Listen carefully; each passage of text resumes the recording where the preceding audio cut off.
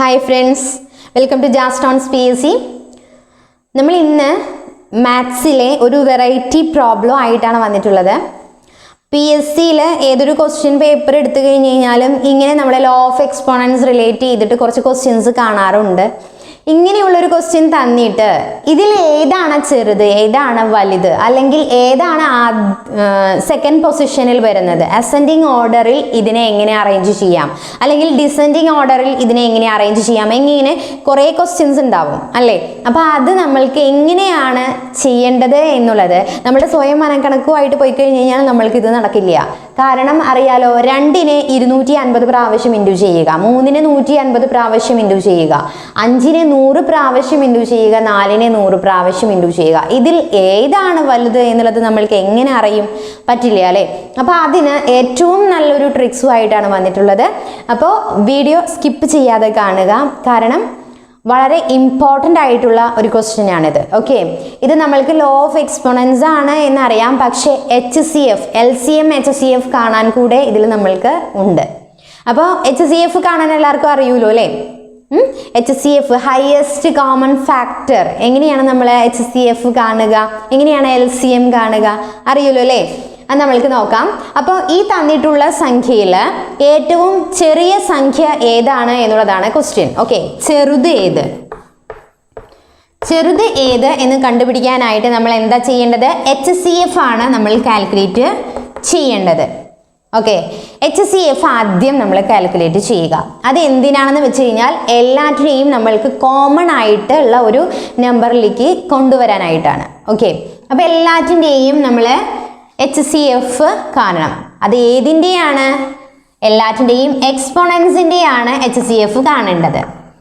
അപ്പോൾ നോക്കിക്കേ, 2 ഘാതം 250, 3 ഘാതം 150, 5 ഘാതം 100, 4 ഘാതം 100. ഇതാണ് നമ്മളുടെ ക്വസ്റ്റ്യൻസ് അല്ലേ.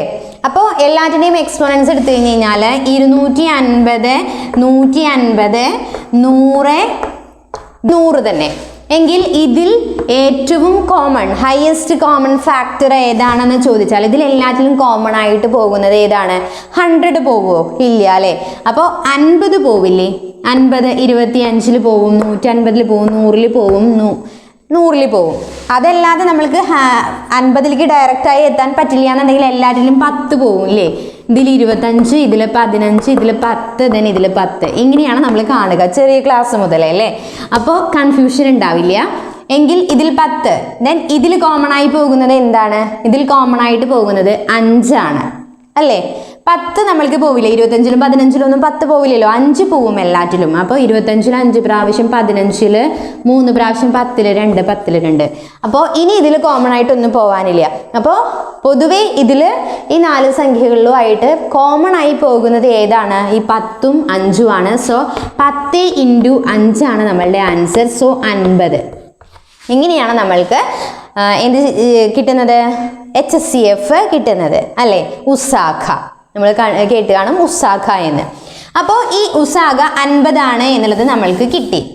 എങ്കിൽ ഈ എല്ലാറ്റിനെയും ആ ഒരു 50ലേക്ക് നമ്മൾക്ക് കൺവേർട്ട് ചെയ്യാം. 50 ആണെന്ന് മനസ്സിലായില്ലേ. ഈ മുകളിൽ എല്ലാറ്റിലും കോമൺ ആയിട്ട് എന്താ ഉള്ളത്? 50 ആണുള്ളത്. അപ്പോൾ എല്ലാറ്റിൻ്റെയും എക്സ്പോണൻസിനെ 50ലേക്ക് നമ്മൾക്ക് കൺവേർട്ട് ചെയ്യാം. എങ്ങനെയാണ് കൺവേർട്ട് ചെയ്യുക എന്ന് നോക്കിക്കോളൂ. ഈ 2 ഘാതം 250 എന്നുള്ളതിനെ 2 ഘാതം കോമൺ ആയിട്ടുള്ളത് എന്താണ്? പൊതുവെ 50ലേക്ക് മാറ്റണം. അപ്പോൾ ഇവിടെ 250 ആണ് വരേണ്ടത് അല്ലേ. നമ്മൾ പഠിച്ചിട്ടുണ്ട് a⁻m n എന്ന് പറഞ്ഞു കഴിഞ്ഞാൽ a⁻m n ആണ് എന്നുള്ളത്, m × n ആണെന്നുള്ളത്. അപ്പോൾ 50നെ എത്ര കൊണ്ട് ഇൻഡു ചെയ്താലാണ് 250 കിട്ടുക? 5 അല്ലേ. അപ്പോൾ 2 ഘാതം 5 50 എന്ന് നമ്മൾക്ക് 2 ഘാതം 250നെ എഴുതാനായിട്ട് പറ്റും. എങ്കിൽ അടുത്തതിനെ നമ്മൾക്ക് എങ്ങനെ എഴുതാം? 150 അല്ലേ. 3 150 ആണ്. അപ്പോൾ 150 കിട്ടാനായിട്ട് 150 ഇവിടെ നമ്മൾക്ക് 150 ആണ്. അപ്പോൾ 150 കിട്ടാനായിട്ട് നമ്മൾക്ക് 50നെ എത്ര കൊണ്ട് ഇൻഡു ചെയ്യണം എന്നുള്ളത് നോക്കുക. 50നെ എത്ര കൊണ്ട് ഇൻഡു ചെയ്യണം? 5 15 ആണ് അല്ലേ, 3 പ്രാവശ്യം. then അതേപോലെ അടുത്തത് എഴുതുക. 5 ഘാതം 100 ആണ്. സോ 50 ആണ് കോമൺ ആയിട്ട് നമ്മൾക്ക് കിട്ടേണ്ടത്. 100 കിട്ടാനായിട്ട് 2 കൊണ്ട് ഇൻറ്റു ചെയ്താൽ മതി അല്ലേ. ഈ 5 10. അതിനടുത്തത് 4 ഹോൾ റൈസ് ടു അതും ഇതേപോലെ തന്നെ അല്ലേ വരിക, 2 പ്രാവശ്യം. അപ്പോൾ എല്ലാറ്റിൻ്റെയും കോമൺ ആയിട്ടുള്ള എക്സ്പോണൻസ് എന്തായിട്ട് മാറ്റുക, 50 ആയിട്ട് മാറ്റുക. അത്രയാണ് നമ്മൾക്ക് ചെയ്യാനുള്ളത്. പിന്നെ ഇതിൻ്റെ ഉള്ളിലുള്ള സംഖ്യകൾ കണ്ടു കഴിഞ്ഞ് കഴിഞ്ഞാൽ എല്ലാറ്റിനെയും നമ്മൾ 50 പ്രാവശ്യം ഇൻറ്റു ചെയ്യുന്നതായിട്ട് നമ്മൾക്ക് കണ്ടുപിടിക്കാനായിട്ട് പറ്റും. പിന്നെ അതിന് നമ്മൾക്ക് അറേഞ്ച് ചെയ്യാം. അപ്പോൾ ഇത് നോക്കിക്കേ, ഇതിന് നമ്മൾക്ക് ഇനി എങ്ങനെ കാണാം. 2 × 5 എങ്ങനെ നമ്മൾക്ക് എഴുതാം. 2നെ 5 പ്രാവശ്യം ഗുണിച്ചാൽ 2 4 8 16 32 അല്ലേ. 32 ഇതെന്താണ് ആൻസർ, 32 ഹോൾ റൈസ് ടു 50. ഇനി അടുത്തത് 3 റൈസ് ടു 3 എന്താണ്, 3 × 3 × 3 3 9 9 27 27 ഘാതം 50. എങ്കിൽ അടുത്തതിനെ നോക്കിക്കേ, 5നെ 2 പ്രാവശ്യം ഇൻറ്റു ചെയ്താൽ എത്രയാണ്, 25 25 whole raise to 50. Then 4 whole raise to 2 whole raise to 50. 4നെ 2 പ്രാവശ്യം ഇൻറ്റു ചെയ്താൽ 16 ഹോൾ റൈസ് ടു 50.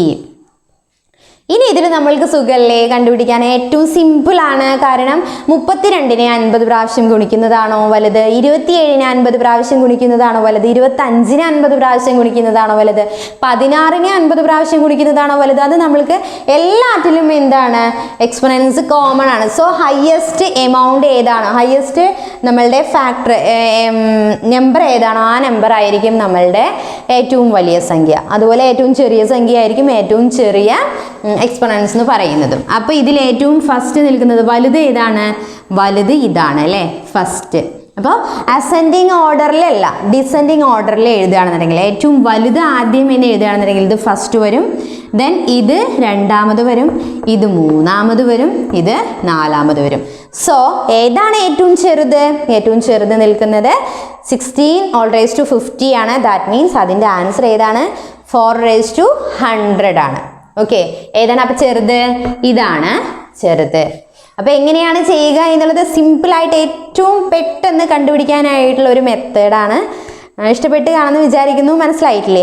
അപ്പോൾ നമ്മളുടെ HCF കാണുക എന്നുള്ളത് മെയിനാണ്. HCF കാണുക എന്നുള്ളത് അത് അറിഞ്ഞിരിക്കണം, LCM കാണാനും അറിഞ്ഞിരിക്കണം. അപ്പോൾ അതിൻ്റെ ഒരു വീഡിയോ നമ്മൾക്ക് പിന്നെ ചെയ്യാം, HCFും LCM കാണാനുള്ള മെത്തേഡ്സ്. നിങ്ങൾക്ക് ആവശ്യമാണെന്നുണ്ടെങ്കിൽ നിങ്ങൾ തീർച്ചയായിട്ടും കമൻറ്റ് ചെയ്യുക, അത് നമ്മൾക്ക് വീഡിയോ ഇടുന്നതായിരിക്കും. അപ്പോൾ നമ്മളുടെ ഇന്നത്തെ ഈ ക്ലാസ് ഇഷ്ടപ്പെട്ടിട്ടുണ്ടെന്നുണ്ടെങ്കിൽ തീർച്ചയായിട്ടും നിങ്ങളുടെ ലൈക്ക് ഞാൻ പ്രതീക്ഷിക്കുന്നു. നിങ്ങളുടെ കമൻസ് നിങ്ങൾ എന്തായാലും കമൻറ്റ് ബോക്സിൽ രേഖപ്പെടുത്താവുന്നതാണ്. അപ്പോൾ അടുത്ത ക്ലാസ്സിൽ നമ്മൾക്ക് ഇതിലും വെറൈറ്റി ക്വസ്റ്റ്യൻസും ആയിട്ട് കാണാം. അതുവരേക്കും ടേക്ക് കെയർ, ബൈ ബൈ.